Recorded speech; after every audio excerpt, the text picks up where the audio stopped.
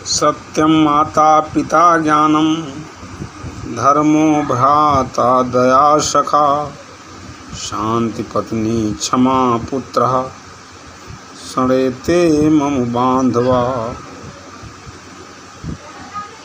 सत्य मेरी माता है, ज्ञान मेरा पिता है, धर्म मेरा भाई है, दया मेरी मित्र है, शांति मेरी पत्नी है और क्षमा मेरा पुत्र है। यही मेरे 6 बांधव हैं। आचारहीनम न पुनरन्ति वेदायस्तु क्रियावान पुरुषा स विद्वान। आचारहीन मनुष्य को वेद भी पवित्र नहीं करते। जो ज्ञान को आचरण में लाता है वही विद्वान है। युक्ताहार विहारस्य युक्तचेष्टस्य कर्मसु युक्तस्वप्नावबोधस्य योगो भवति दुःखः। अर्थात दुखों का नाश करने वाला योग तो यथा योग्य आहार विहार करने वाले का, कर्मों में यथा योग चेष्टा करने वाले का और यथा योग सोने तथा जागने वाले का ही सिद्ध होता है। ना तो बहुत खाने वाला और ना ही भूखा रहने वाला। अपि चेत सुदुराचारो भजते मामन्यभा साधुरेव सा मंतव्या सम्यग्यवेशितो हि सा। अर्थात यदि कोई अतिशय दुराचारी भी अनन्य भाव से मेरा भक्त होकर मुझको भजता है तो वह साधु ही मानने योग्य है, क्योंकि वह यथार्थ निश्चय वाला है। उसने भली भांति निश्चय कर लिया है कि परमेश्वर के भजन के समान अन्य कुछ भी नहीं। ना ही ज्ञानेन सदृशम पवित्रमिह विद्यते तत्व स्वयं योगो संसिद्धा कालेनात्मनि विदन्ति। अर्थात इस संसार में ज्ञान के समान पवित्र करने वाला निस्संदेह कुछ भी नहीं है। उस ज्ञान को कितने ही काल से कर्मयोग के द्वारा शुद्ध अंतःकरण हुआ मनुष्य अपने आप ही आत्मा में पा लेता है। साथ ही इस ज्ञान की प्राप्ति का मार्ग भी स्पष्ट करती है। श्रद्धावान लभते ज्ञानम तत्परा सतेन्द्रियः ज्ञानम लब्धा पराम शांतिम क्षीणाधिगच्छन्ति। अर्थात जितेंद्रिय साधना परायण और श्रद्धावान मनुष्य ही ज्ञान को प्राप्त होता है तथा ज्ञान को प्राप्त होते ही वह बिना विलंब के तत्काल ही भगवत प्राप्ति रूप परम शांति को प्राप्त हो जाता है। अनन्याश्चिन्तयन्तो माम ये जना पर्युपासते तेषां नित्याभियुक्तानां योगक्षेमं वहाम्यहम्। अर्थात जो अनन्य प्रेमी भक्तजन मुझ परमेश्वर का निरंतर चिंतन करते हुए मुझे निष्काम भाव से भजते हैं और नित्य निरंतर मेरा चिंतन करने वाले पुरुषों का योगक्षेम मैं स्वयं वहन करता हूँ। उनकी आवश्यकताओं को पूरा करता हूँ, उन्हें निश्चिंतता प्रदान करता हूँ। वास्तव में परमात्मा सर्वव्यापी है, सर्वशक्तिमान है, सर्वज्ञ हैं। वे मन से भी अधिक तीव्र वेग युक्त हैं। जहाँ तक मन की गति है वे उससे भी कहीं आगे पहले से ही विद्यमान है। वे सबके आदि और ज्ञान रूप हैं। सबके आदि होने के कारण वे सबको पहले से ही जानते हैं। जो परमात्मा सर्वज्ञ हैं, सर्वव्यापी हैं, वे हमारे अच्छे बुरे शुभ अशुभ पाप पुण्य आदि सभी प्रकार के कर्मों के साक्षी भी हैं। उनसे हमारे द्वारा किए गए कोई भी कर्म छिपाए नहीं जा सकते।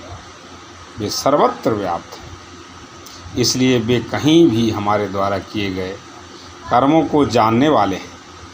हम जैसा कर्म करेंगे वैसा ही फल हमें प्राप्त होगा। इसलिए हम सदैव शुभ कर्म करें, पुण्य कर्म करें, जिससे हम हमेशा सुख, शांति व आनंद की प्राप्त कर सकें। परमात्मा के मंगलमय विधान को जब तक हम नहीं समझेंगे, तब तक हमें क्या पुण्य कर्म है, क्या पाप कर्म है, हम इसमें भेद नहीं कर पाएंगे। ईश्वर बंद नहीं है मठ में, वह तो व्याप रहा घट घट। पुलिस अदालत है आसान, किंतु अटल है ईश विधान। हमें हमारे कर्मों का फल मिलेगा ही, हम उससे बच ही नहीं सकते। इसलिए हमें ईश्वर को सर्वव्यापी व न्यायकारी मानकर उसके अनुशासन को अपने जीवन में उतारना चाहिए एवं सदा सत्य मार्ग पर चलते हुए शुभ व पुण्य कर्म ही करना चाहिए। हमें अपने जीवन में कोई भी कर्म करते समय ये विचार अवश्य ही करना चाहिए कि हमारे कर्म ईश्वर की नज़र से छिप नहीं सकते और हमारे बुरे कर्म का परिणाम हमेशा बुरा और अच्छे कर्म का परिणाम हमेशा अच्छा ही होगा।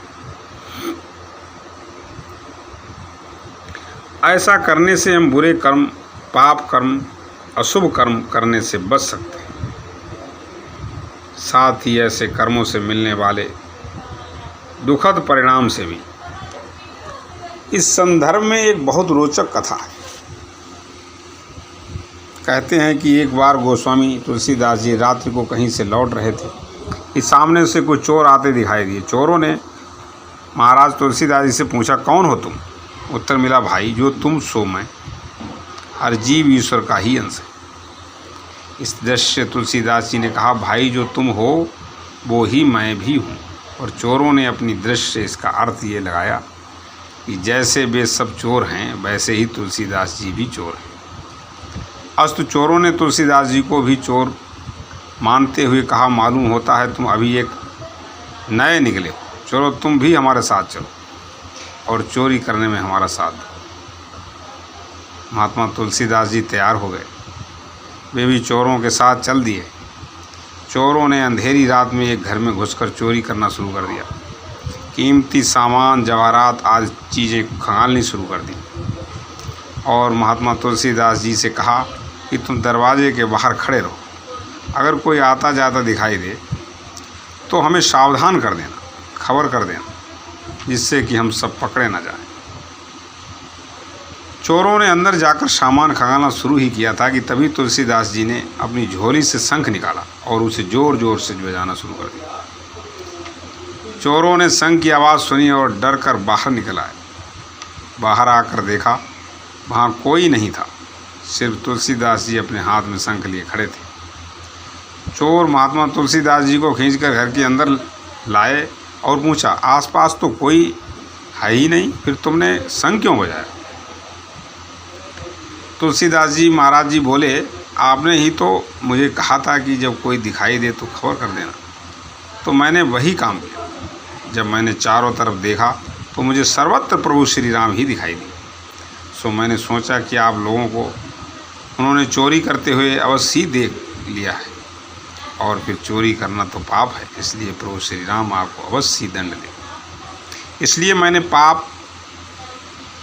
इसलिए मैंने आप लोगों को सावधान करना उचित समझा और इस हेतु ही मैंने शंख बजाया। मगर प्रभु श्री रामचंद्र जी तुम्हें कहाँ दिखाई दिए? चोरों ने पूछा। तुलसीदास जी बोले, भगवान का वास कहाँ नहीं है, ये तो सर्वज्ञ है, सर्वव्यापी, अंतर्यामी है और उनका सब जगह वास है। मुझे तो इस संसार में वे सब तरफ विराजमान दिखाई दे रहे हैं, तब वे किस स्थान पर हैं, किस स्थान पर दिखाई दिए, ये मैं कैसे बताऊं? चोरों ने जब ये बात सब सुना तो वे समझ गए कि ये तुलसी कोई चोर नहीं है, ये तो कोई महात्मा है और महात्मा कभी झूठ नहीं बोलते।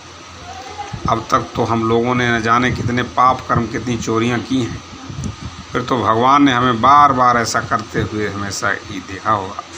उन चारों को अपने किए गए कर्मों पर घोर पश्चाताप हुआ। ये सभी तुलसीदास जी के चरणों में गिर पड़े और बोले, महात्मन आपने आज हमारी आंखें खोल दी हैं। आज से हम कभी भी चोरी ऐसे बुरे कर्म नहीं करेंगे, ये सभी चोरी करना छोड़कर सच्चे मार्ग ईश्वर के मार्ग पर चल पड़े। वे सभी तुलसीदास जी के शिष्य बन गए और ईश्वर की भक्ति करने लगे। ईश्वर को घट घट उपस्थित मानने से जीवन में यूँ ही बदल जाता है। ये दृष्टांत हमें एक शिक्षा देता है और ये एक शिक्षा मिलती है कि परमात्मा हर जगह है, वो घट घट में है, उसे कहीं ढूंढना नहीं है, वो हमारे अंदर है। हर घट में है तो हमारे घट में भी है, परंतु हमारा उससे अभी परिचय नहीं है, इसलिए हम उसके विधान को समझ नहीं पा रहे। वास्तव में बात यह है कि हम अपनी उधेड़ बुन में ही अपने जीवन को जी रहे हैं।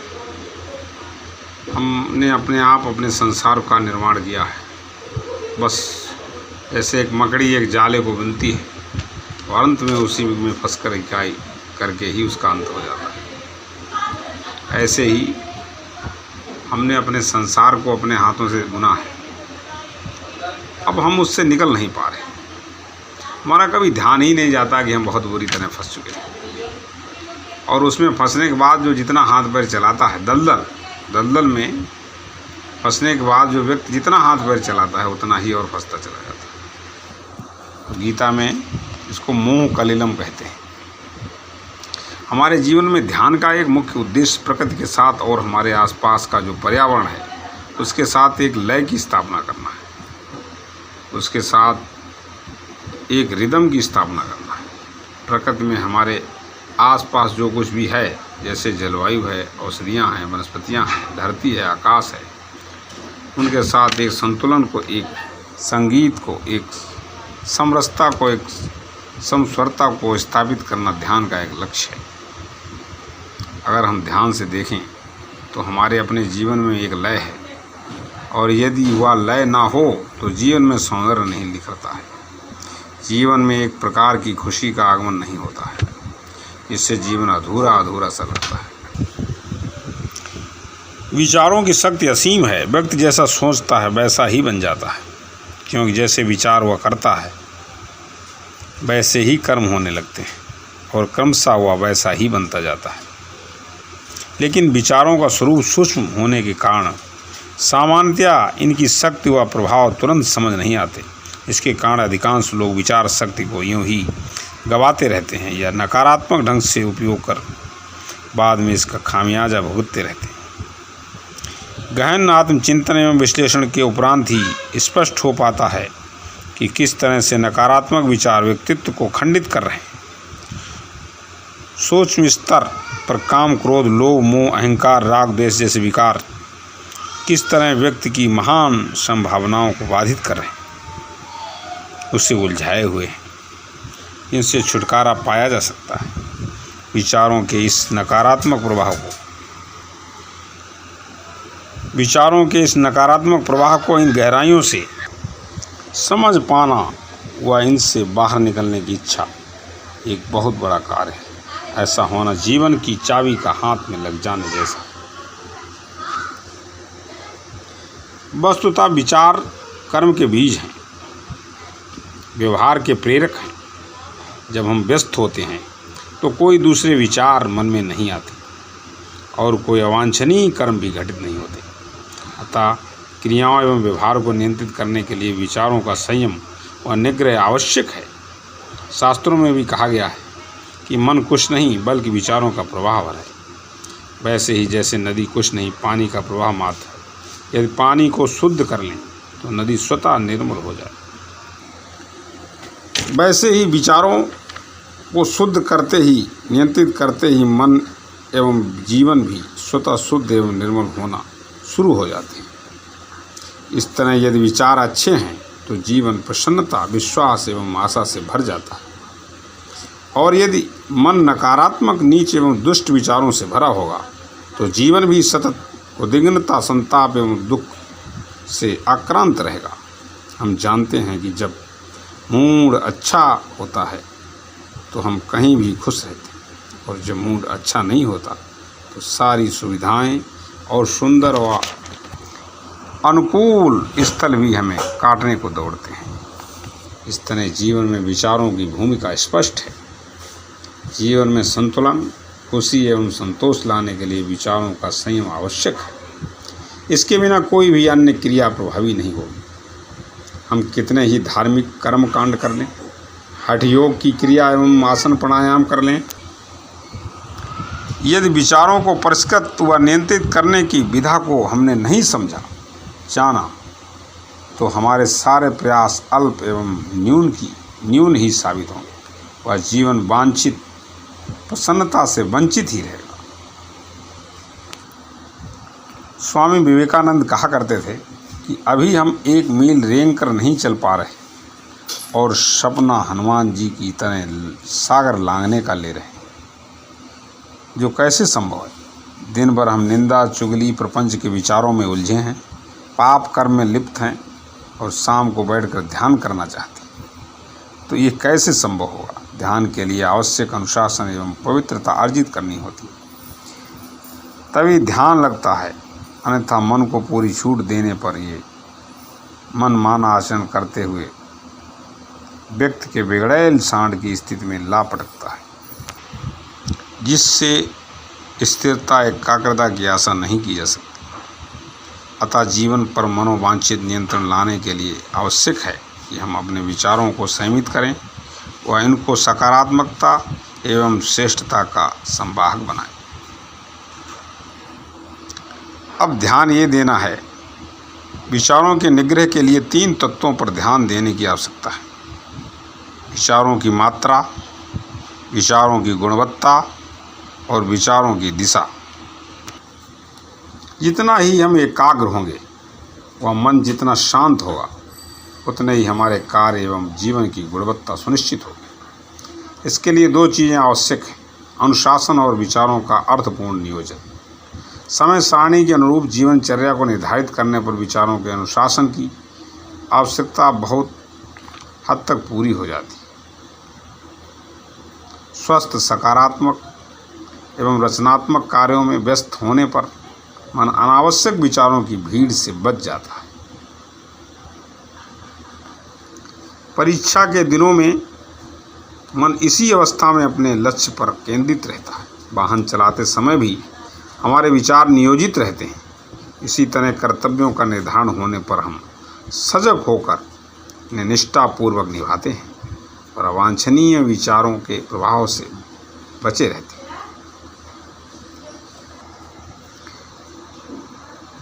दूसरा, विचारों की गुणवत्ता बढ़ाने के लिए अच्छे लोगों एवं कार्यों के महत्व को हृदयगम करने की आवश्यकता है। जैसे कार्यों में हम संलिप्त होंगे, ऐसा हमारा संग साथ होगा, वैसे ही हमारे विचार ढलते जाते हैं।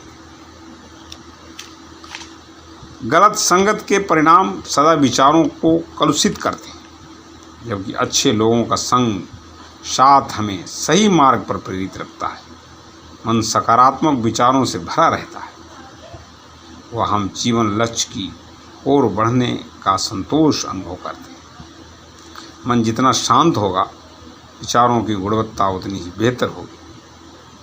सूक्ष्म स्तर पर ये काम, क्रोध, लोभ, मोह, अहंकार, ईर्ष्या, द्वेष जैसे नकारात्मक विचारों के परिशोधन के साथ ही संभव होता है। इसके लिए जीवन की उच्चतर दिशा धारा की ओर अग्रसर होना अभिष्ट होता है। जीवन का आध्यात्मिक रुझान होने पर विचारों का जड़ मूल से परिष्कार आरंभ हो जाता है और इनकी दिशा श्रेष्ठ पथ पर अग्रसर हो जाती है। सामान्यतया हमारे विचार संस्कार एवं परिवेश के अनुरूप ढलने को विवश होते हैं, जिस कारण विचारों की दिशा डावाडोल रहती है। लेकिन महापुरुषों का सत्संग मिलने पर या उनके रचित साहित्य का स्वाध्याय करने पर विचारों की दिशा पलट जाती है। इनके उदरोगामी व्यक्तित्व एवं विचारों के संग व्यक्ति की विवेक बुद्धि जागृत होती है। मन को आवश्यक बौद्धिक एवं आत्मिक आहार मिलता है और इनके अनुरूप सतत चिंतन, मनन एवं निधिध्यासन होने पर जीवन उत्कृष्टता के पथ पर अग्रसर होता है।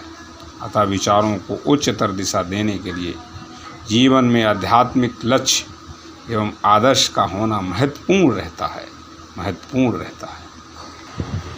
वास्तव में जीवन का एक एक क्षण उपयोगी है। संसार में जितने भी महापुरुष हुए हैं वे प्रत्येक क्षण का उपयोग करके ही महान बने हैं। जिन्हें भी महान बनने की आकांक्षा हो या जो भी जन्म सिद्ध अधिकार सफलता